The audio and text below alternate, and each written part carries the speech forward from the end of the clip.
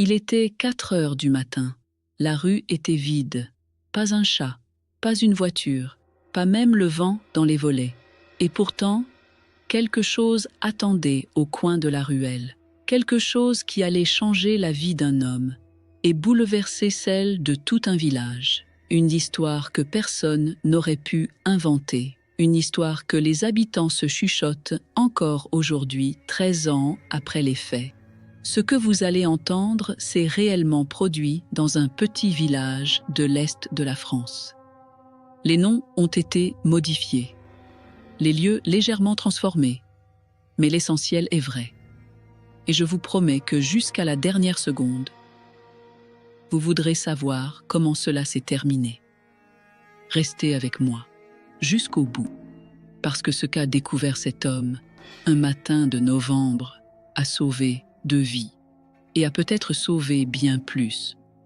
Bernard avait 62 ans, boulanger depuis l'âge de 16 ans, 46 années de farine sous les ongles, 46 années à se lever quand les autres dormaient. Il connaissait sa rue par cœur, chaque pavé, chaque lampadaire, chaque volet qui grinçait au vent du nord. Il aurait pu marcher les yeux fermés. Sa femme Madeleine l'avait épousé à 21 ans. Ensemble, ils avaient eu une fille Émilie partie vivre à Lyon. Bernard n'avait jamais quitté son village plus de 3 jours d'affilée.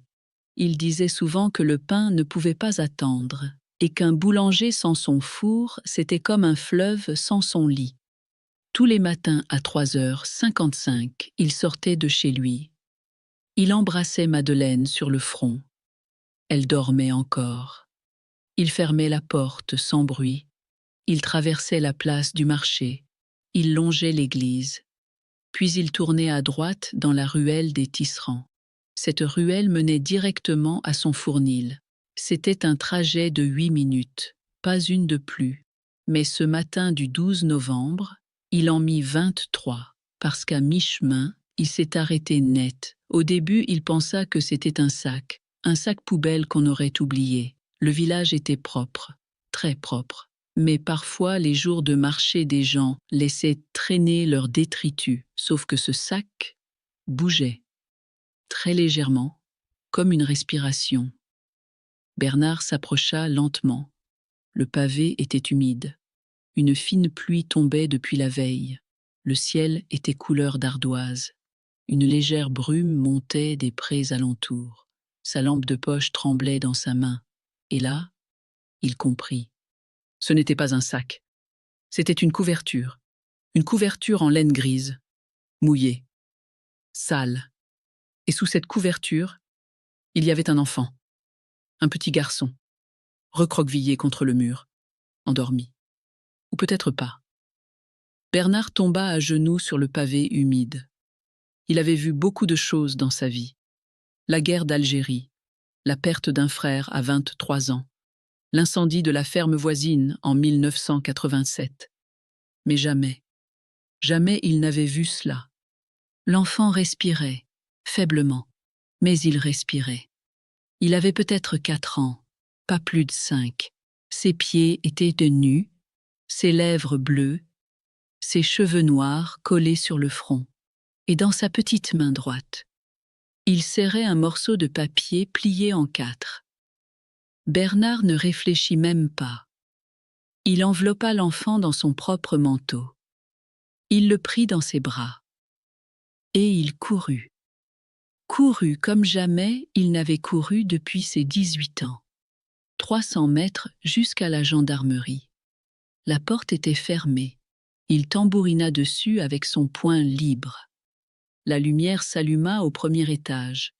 Quelques secondes plus tard, le brigadier Lefort apparut en pyjama, les yeux gonflés. Et lorsqu'il vit Bernard avec ce petit corps dans les bras, son visage se vida de toute couleur. L'enfant fut emmené à l'hôpital de la sous-préfecture. 35 kilomètres de route. L'ambulance roula vite, très vite. Pendant tout le trajet, Bernard tenait la main du petit garçon. Il refusait de la lâcher. Il lui parlait à voix basse. Il lui disait de tenir, de respirer encore. Avant de partir, il avait confié le morceau de papier au brigadier. Sur ce papier, écrits à la main, 2 mots seulement. Pardonnez-moi. L'enquête commença ce jour-là, le 12 novembre. À 7 heures du matin, le procureur de la République fut prévenu. À 9 heures, 2 enquêteurs spécialisés arrivèrent de la ville. Le village fut interrogé maison par maison. Personne ne reconnaissait l'enfant. Personne. Pas un visage familier, pas un parent disparu, pas un cousin de passage, pas un touriste. Rien. Les caméras de la place du marché furent visionnées. Une seule image exploitable, floue. Une silhouette qui passait à 3h18. Une silhouette de femme, semblait-il, avec quelque chose dans les bras. Elle disparaissait dans l'ombre et ne réapparaissait jamais. Le petit garçon, lui, ne parlait pas. Pas parce qu'il ne pouvait pas, mais parce qu'il ne voulait pas. Le pédiatre, le docteur Vasseur, ne quitta pas l'hôpital pendant 36 heures. Il dit plus tard que cet enfant avait sans doute marché plus que la plupart des adultes ne marchent dans toute leur vie. Aucune blessure grave, pas de traces de violence, une déshydratation sévère, une hypothermie de stade 1, mais surtout un mutisme total. Il regardait le plafond, sans cligner des yeux, pendant des heures. Bernard restait à son chevet. Madeleine lui apportait des sandwichs qu'il ne mangeait pas. Le boulanger avait fermé la boutique pour la première fois en 41 ans. Les habitants du village comprenaient, ils déposaient des fleurs devant le rideau baissé, des dessins d'enfants, des bougies. Le 4e jour, quelque chose se passa. Une infirmière entra dans la chambre. Elle s'appelait Aïcha. Elle avait 34 ans et venait elle-même d'une famille immigrée. Elle commença à fredonner, une vieille berceuse, une chanson que sa propre grand-mère lui chantait quand elle avait peur la nuit. Et le petit garçon tourna la tête, pour la première fois depuis 4 jours. Aïcha s'approcha doucement, très doucement. Elle continua de chanter. L'enfant la regarda dans les yeux, et il murmura un seul mot. « Maman ». Il n'avait pas dit un mot depuis qu'on l'avait trouvé.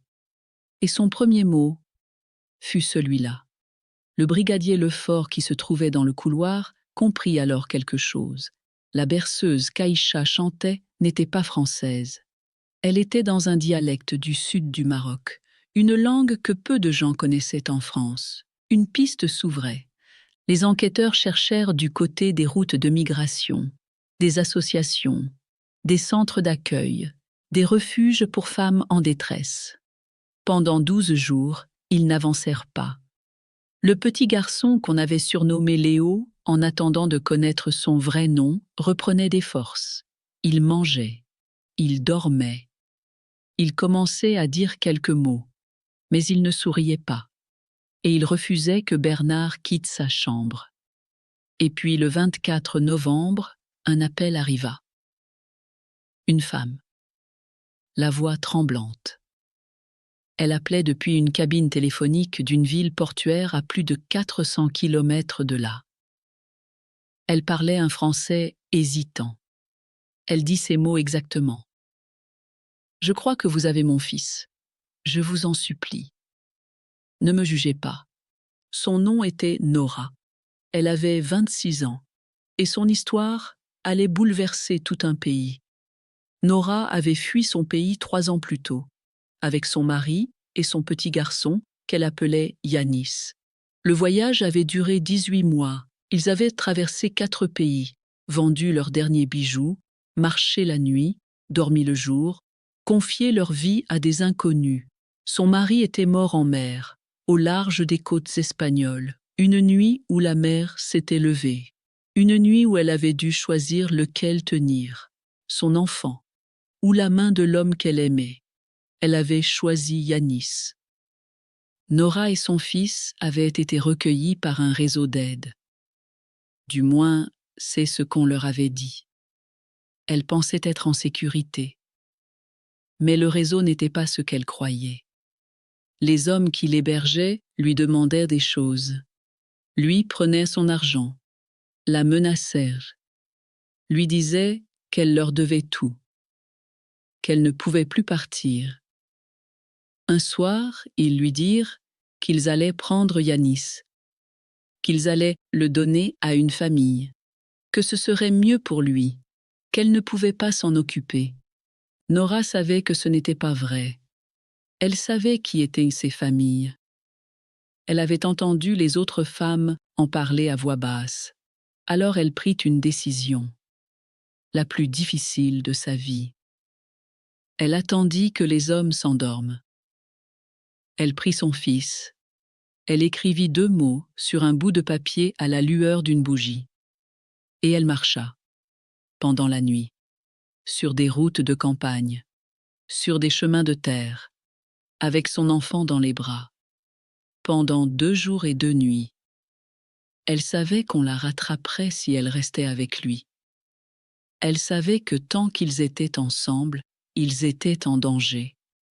Alors quand elle vit ce petit village endormi, quand elle vit cette ruelle calme, quand elle entendit l'horloge de l'église sonner 3 heures, elle posa Yanis sous une couverture. Elle l'embrassa une dernière fois sur le front. Elle glissa le papier dans sa main. Et elle partit, pour qu'on le trouve, pour qu'on le sauve, pour qu'il vive. Le mot « pardonnez-moi » n'était pas pour les autorités. Il n'était pas pour les passants. Il était pour son fils, pour le jour où il serait grand, pour le jour où il comprendrait.